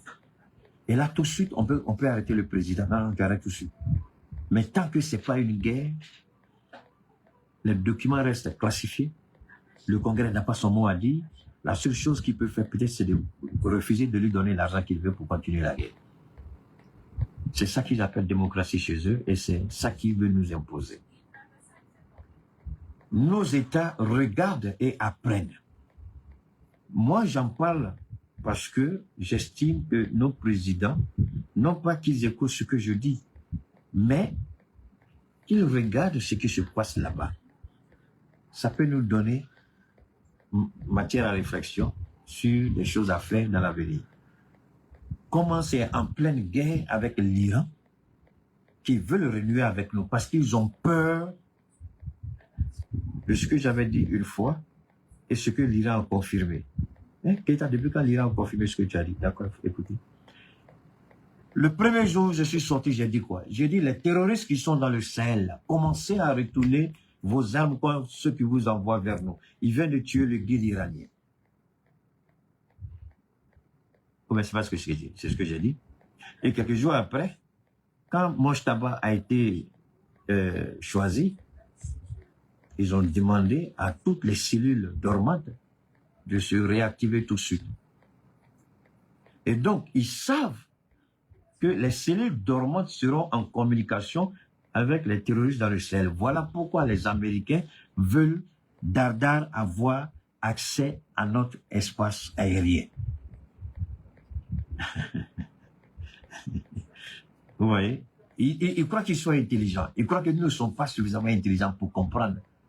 Les Américains s'en fichent de nous. Pourquoi c'est maintenant qu'ils viennent? Parce que l'Iran a commencé à activer les cellules dormantes. Et les cellules dormantes restent toujours en communication avec les chefs. Pas nécessairement avec l'Iran là-bas. Parce que ils ont des chefs dans le Sahel. Et leurs chefs là, qui les nourrit? C'est la France, c'est l'Union européenne, c'est l'Ukraine, c'est les Américains. Non, ils n'ont pas quelque chose à trouver dans notre ciel. C'est ce que je dis à nos présidents. Donnez-leur la liste des pays qui financent le terrorisme, c'est tout. Ils n'ont qu'à aller là-bas, ils n'ont qu'à leur dire, arrêtez d'emmerder le Sahel. S'ils arrêtent tout de suite l'Amérique, ils n'ont pas besoin de venir chez nous. Parce que nos présidents, nos États connaissent ceux qui financent le terrorisme chez nous. Ils n'ont qu'à parler à Ouattara, en Côte d'Ivoire. Les Américains sont là-bas, non? Ils n'ont qu'à parler à Ouattara. Ils sont au Nigeria, non? Ils n'ont qu'à parler à la France, ils n'ont qu'à parler à Patrice Talon, puisque c'est eux qui font recruter par les gens de Boko Haram. Ils n'ont qu'à parler avec eux. S'ils arrêtent de les financer, là, ils seront tranquilles chez eux. Donc vous voyez, cette guerre, malgré qu'on essaie de nous faire croire que tout va bien, l'Iran est dans son droit de se défendre. Ça, c'est un. Deuxièmement, la crise pétrolière n'a pas encore commencé. Et nous sommes heureux, et nous sommes fiers. Hier, j'ai discuté avec un ancien responsable de la douane malienne. Il m'a dit, Keïta, les gens sont mauvais au Mali. Il dit, est-ce que tu sais qu'il y a excédent de carburant au Mali? Il y a tellement de carburant que la douane réalise un chiffre d'affaires inimaginable sur les tarifs douaniers, sur les hydrocarbures. Tellement il y en a. Il dit, mais ce qu'on ne comprend pas, on ne voit même pas ça dans les stations. Mais pourtant, le carburant est là. Je dis, oui, moi, j'ai vu une information sur 500 citernes. Il dit, 500, c'est petit. À titre d'exemple, il m'a montré même l'appel du directeur actuel de la douane. Il dit que je suis informé qu'il y a le carburant, mais les gens sont mauvais. Il dit, vous devez aider le pays, vous devez aider à donner la bonne information. Il dit, mais si je n'ai pas une information, comment je peux la donner? Je dis, si je n'ai pas la bonne information, comment je peux la donner? Moi, j'ai fait des propositions, j'ai dit, j'ai même appris, c'est même hier, là, même que j'ai appris que non, ça c'est avant-hier. On dit le directeur de l'ERTM, il l'a enlevé. Il dit, hé, on dit, mais qu'est-ce qu'on a enlevé l'ancien directeur de l'ERTM? Il dit, ah! Donc j'ai fait campagne jusqu'à... Le gars est parti. Il dit, ah, d'accord. Ils ont enlevé le directeur de l'ERTM. Il dit, d'accord. Et le nouveau. Il dit, bon, comme je ne sais pas trop, j'espère que le nouveau est bon. Donc, et effectivement, quand j'ai regardé l'actualité, je vois, ils sont allés attraper encore les gens sur les bidons. Et les gens continuent. Moi, je pense que le gouvernement n'était pas dur. C'est-à-dire, un camion qu'on trouve dans une cour en train de décharger le carburant pour qu'on remplisse là, dans les bidons de 20 litres là. Moi, je pense que les gens, ils n'ont qu'à arrêter. C'est-à-dire, il faut frapper dur. Qu'est-ce que je veux dire? C'est-à-dire que, moi, je m'en fous du chauffeur. Le camion doit être saisi et confisqué par l'État du Mali. Je répète, parce que ça là, si le Mali ne sort pas les gros moyens, ils vont pas arrêter. Moi, je pense que le camion est confisqué, même si le chauffeur fuit là. Tant que le chauffeur ne vient pas, et même si le camion doit être restitué, c'est avec une pénalité. Parce que c'est des Maliens qui meurent en protégeant ce carburant. Et moi, je ne connais pas un chauffeur qui prendrait le risque de détourner un camion citerne s'il n'est pas de connivence avec le propriétaire même du camion citerne. Il faut que le Mali tape dur. Il faut frapper dur. Il faut commencer à confisquer tous les camions citernes qui seront pris en flagrant délit d'infraction. Les chauffeurs, minimum 5 ans à 10 ans d'emprisonnement. Et les propriétaires du camion citerne, 40 à 50 millions d'amende. Parce que s'ils ne font pas ça, ils ne vont pas arrêter. Des gens meurent pour que le carburant arrive. Vous détournez le carburant et vous faites payer le bidon 60 000, 40 000, 30 000. Pourquoi vous faites ça? Mais tous ceux qui font ça, la malédiction, moi j'ai dit ça une fois, je répète, l'argent comme ça, là, vous mettez dans votre famille, c'est une famille qui est maudite. Parce que personne et rien de bon ne sortira là-bas. Vous êtes mauvais et vous êtes des criminels. Ceux dont les enfants prennent les armes pour mourir pour le pays là, vous les idiots voleurs criminels que vous êtes, vous prenez camion, vous faites des tout et puis vous allez, on dit c'est chauffeur. C'est pas le chauffeur, ils sont tous dedans. Moi je demande au président et je demande au premier ministre de commencer à saisir tous les camions citernes qui seront en infraction. Le camion sera saisi. Le chauffeur, 5 à 10 ans d'emprisonnement. Pour la restitution du camion, 50 à 100 millions. Pour que les choses... Parce qu'il faut prendre des décisions pour que ça s'arrête. Mais le camion, le carburant, il n'y a même pas de place où il faut arrêter. Et puis en même temps, on sait demander aussi au gouvernement de commencer à construire des endroits. Il faut avoir une logistique nationale. Il faut avoir... Parce que tous les pays du monde ont un stock sécuritaire. Au cas où il y a une situation mondiale, au moins, il y a des pays, c'est 90 jours, il y a des pays, c'est 60 jours, il y a des pays, c'est 30 jours, ça dépend des capacités des pays. Mais nous, au Mali, si c'est zéro, on n'a rien encore. C'est dangereux. Et moi, j'invite le Premier ministre à commencer à construire vraiment rapidement. Pourquoi ne pas signer un contrat même? Je l'ai dit la dernière fois, je l'ai signé un contrat avec le Niger. Pour qu'ils viennent nos choses. L'État du Mali, l'État du Niger, on signe. Ils produisent et puis ils viennent, ils versent la solvant, ils produisent, ils viennent. Maintenant, si les privés prennent avec l'État du Mali, comme le Burkina l'a fait, le Burkina, là, même si les privés envoient, c'est le gouvernement même qui est dedans. Les gens, les privés vont acheter avec nous, le gouvernement fait entrer dans le pays, les privés achètent. Et là, le gouvernement sera multimilliardaire. Ça dit que moi, je ne sais même pas, je ne sais pas pour... Monsieur le Président, s'il m'appelle, je m'étais. Sinon, quand il parle, on va dire, il attaque les gens. Sinon, pourquoi le gouvernement même ne va pas carburant au privé? L'argent comme ça, la même, sinon on va connaître la pauvreté. Hein? On peut faire. On s'attend avec le Niger et puis, je ne sais pas, bon, j'espère qu'ils sont en train de réfléchir là-dessus. Alors, ce qu'il faut retenir, l'Iran se bat pour sa survie. C'est vrai, il y a beaucoup d'Iraniens qui sont morts. Mais ce que l'Iran a fait subir aux États-Unis, à part le Vietnam et le Japon, en termes de le Vietnam et le Japon, c'est en termes de coûts humains. Mais en termes de coûts matériels, ce que l'Iran, autant pour moi, est en train de faire subir aux Américains, aucun pays au monde ne l'a fait encore. Aucun pays au monde. En termes de coûts matériels. Le Vietnam et le Japon, c'est en termes de coûts humains. Mais en termes de coûts matériels, aucun pays au monde n'a fait ce que l'Iran est en train de faire. Parce que l'Iran a désarticulé, l'Iran a brisé les côtes des Américains dans le Golfe. Ils n'ont aucune puissance encore, une puissance de projection.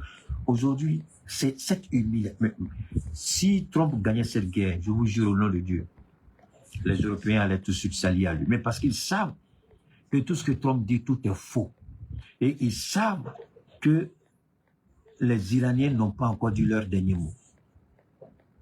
Et le dit, toi, Dormo, tu n'es pas garçon, tu t'approches là-bas, tu vas aller au fond de la mer. Peu importe qui tu es, les Iraniens sont prêts. Mais ceux qui ont la main sur la gâchette, là, mais ils sont sous sol, 200, 300 mètres, on ne sait même pas où ils sont. Tu peux faire quoi contre quelqu'un comme ça? Il fait sortir des bateaux kamikazes et puis il va faire couler ton truc là. Tu as fait comment? Des bateaux kamikazes bourrés d'explosifs, il va percuter ton truc, c'est fini, tu vas te retrouver sous terre. Ils ont des mines. Donc, nous, personnellement, nous, on est fiers de ce que l'Iran fait. Et le prix à payer est lourd, c'est vrai. Des Iraniens meurent.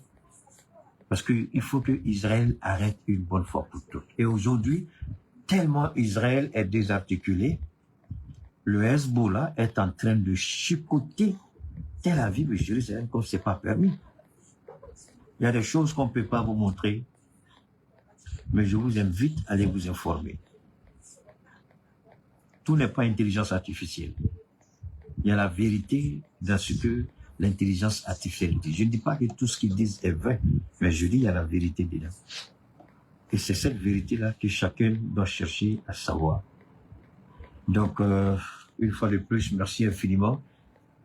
Alors, pour ceux qui sont intéressés, une fois de plus, par rapport à nos produits, comme je l'ai dit en début d'émission, que ce soit le diabète, la drépanocytose, l'arthrose, les gouttes au niveau des femmes, les pertes blanches, la sécheresse, au niveau des hommes, le troisième pied est incapable, il dort, il n'est pas à la hauteur, il n'est pas fort, il est court, il ne performe pas, il ne sait pas tirer pénalty correctement.